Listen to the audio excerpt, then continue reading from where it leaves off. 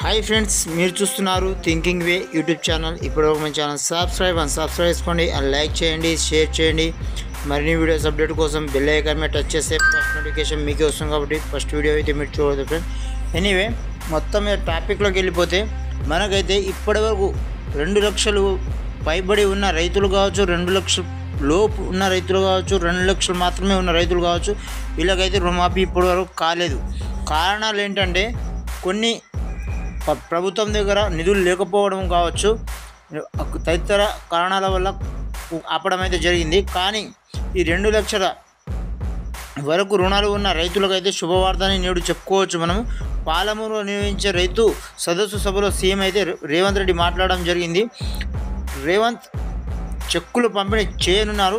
అలానే ఇందుకోసం ప్రభుత్వం 3,000 కోట్లు విడుదల చేసిందని చెప్పేసి డిసెంబర్ మొదటి వారంలో జీతాలు మరియు పింఛన్లు చెల్లించిన తర్వాత రైతుల ఖాతాలో అయితే మాఫీ సొమ్మును జమ చేసేలా ప్రణాళిక అయితే సిద్ధం చేసుకున్నామని గవర్నమెంట్ అయితే చెప్పడం జరుగుతుంది ఫ్రెండ్స్. కానీ ఇప్పటి వరకు 22 లక్షల మంది రైతులకు మాత్రం రుణమాఫీ 17,869 కోట్లు అయితే మాఫీ కాగా, పలు కారణాలతో 4 లక్షల మందికి రుణమాఫీ కాలేదని అయితే స్వయంగా సీఎంఏ చెప్పడం జరిగింది.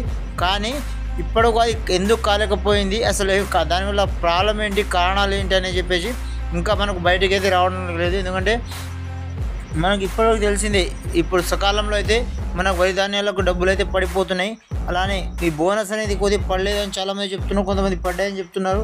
కానీ ఇక్కడ అయోమయం ఉంది, అది ఎక్కడి వరకు పోతుంది, ఏమైనా జరుగుతుంది చూద్దాం ఫ్రెండ్స్. ఎనీవే, ఖచ్చితంగా అయితే అందరికీ రుణమాఫీ అయితే ఖచ్చితంగా జరిగి తీరుతుందని చెప్పేసి సీఎం అయితే చెప్పడం జరిగింది ఫ్రెండ్స్.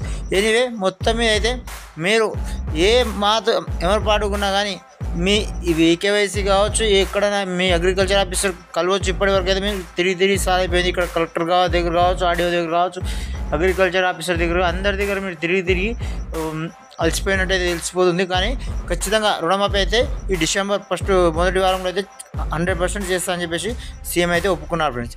మరిన్ని వీడియోస్ అప్డేట్ కోసం మన ఛానల్ని సబ్స్క్రైబ్ చేసి లైక్ చేసి మీరైతే ఖచ్చితంగా 10 మందికి షేర్ చేయడం మర్చిపోకండి ఫ్రెండ్స్.